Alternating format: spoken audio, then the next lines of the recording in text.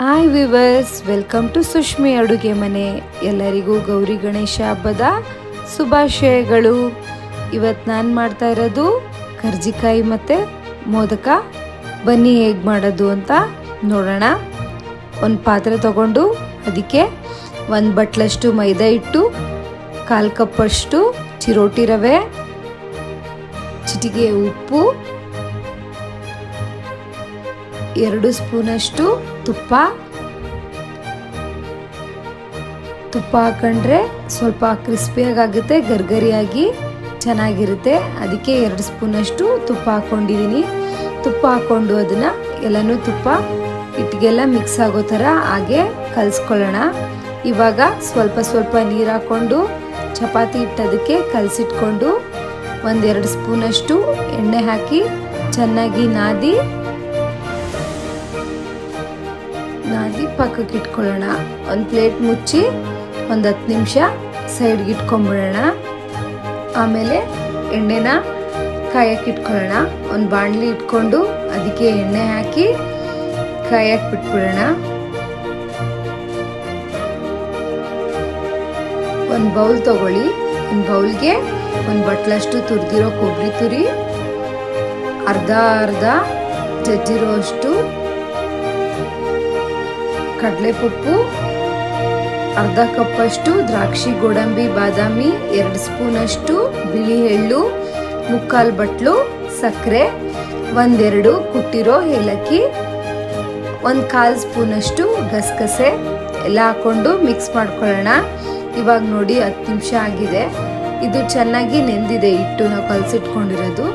ಪೂರಿ ಹಿಟ್ಟಿಗಿಂತ ಇನ್ನೂ ಸ್ವಲ್ಪ ಕಡಿಮೆ ಹಿಟ್ಟು ತಗೊಂಡು ಅದನ್ನು ಲಟ್ಟಿಸ್ಕೊಂಡು ಕರ್ಜಿಕಾಯಿ ಮಣೆ ಇರುತ್ತಲ್ಲ ಅದರೊಳಗಡೆ ಇಟ್ಕೊಂಡು 1-2 ಸ್ಪೂನಷ್ಟು ನಾವು ಫಿಲ್ಲಿಂಗ್ ಮುಂಚೆನೇ ರೆಡಿ ಮಾಡ್ಕೊಂಡಿದ್ವಲ್ಲ ಅದನ್ನು ಹಾಕ್ಕೊಂಡು ಸುತ್ತ ಸ್ವಲ್ಪ ನೀರು ಹಾಕೊಳ್ಳೋಣ.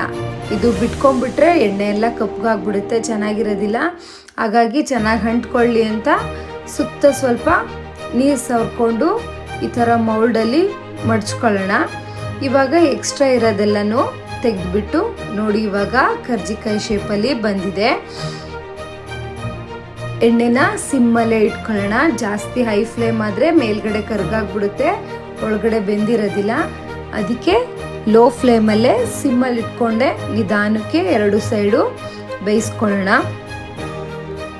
ಅವಾಗವಾಗ ಆ ಕಡೆ ಈ ಕಡೆ ಟರ್ನ್ ಮಾಡಿಕೊಂಡು ನಿಧಾನಕ್ಕೆ ಬೇಯಲಿ.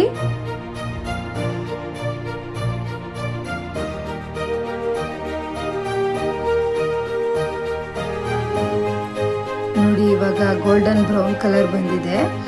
ಇವಾಗ ಆಗಿದೆ. ನಾನು ಸಿಮ್ಮಲ್ಲೇ ಬೇಯಿಸಿದ್ದೀನಿ, ಹಾಗಾಗಿ ಅಷ್ಟು ಕೆಂಪಾಗಿಲ್ಲ. ಗೋಲ್ಡನ್ ಬ್ರೌನ್ ಕಲರ್ ಬಂದರೆ ಸಾಕು. ಎತ್ಕೊಂಡ್ಬಿಡೋಣ. ಬನ್ನಿ ಇವಾಗ ಮೋದಕ ಮಾಡೋದು ಹೇಗೆ ಅಂತ ನೋಡ್ಕೊಳ್ಳೋಣ. ಕರ್ಜಿಕಾಯಿಗಿನ್ನ ಇನ್ನೂ ಸ್ವಲ್ಪ ಕಡಿಮೆ ಹಿಟ್ಟು ತಗೊಂಡು ಪೂರಿ ಅದಕ್ಕಿಂತ ಸ್ವಲ್ಪ ಚಿಕ್ಕದಾಗಿ ಲಟ್ಟಿಸ್ಕೊಂಡು ಅದಕ್ಕೆ 1 ಸ್ಪೂನಷ್ಟು ನಾವು ಫಿಲ್ಲಿಂಗ್ನ ರೆಡಿ ಮಾಡ್ಕೊಂಡಿರ್ತೀವಲ್ಲ ಅದನ್ನು ಹಾಕ್ಕೊಂಡು ಹೀಗೆ ತುದಿ ಎಲ್ಲ ಒಂದು ಕಡೆಗೆ ತೊಗೊಂಬಂದು ಮಡ್ಚ್ಕೊಂಡ್ರೆ ಮೋದಕ ರೆಡಿ ಆಯಿತು. ಅದನ್ನು ಎಣ್ಣೆಯಲ್ಲಿ ನಿಧಾನಕ್ಕೆ ಫ್ರೈ ಮಾಡಿಕೊಂಡ್ರೆ ಮೋದಕ ರೆಡಿ ಆಗುತ್ತೆ. ಎಲ್ಲನೂ ಸಿಮ್ಮಲ್ಲೇ ಬೇಯಿಸ್ಕೊಳ್ಳಿ. ನೋಡಿ, ಮೋದಕ ರೆಡಿ ಆಯಿತು. ಕರ್ಜಿಕಾಯಿ ಮೋದಕ ಎಷ್ಟು ಕ್ರಿಸ್ಪಿಯಾಗಿ ಕಾಣ್ತಿದೆ ನೋಡಿ. ಎಲ್ಲರೂ ನನ್ನ ಚಾನಲ್ನ ಸಬ್ಸ್ಕ್ರೈಬ್ ಮಾಡಿ, ಲೈಕ್ ಮಾಡಿ, ಶೇರ್ ಮಾಡಿ.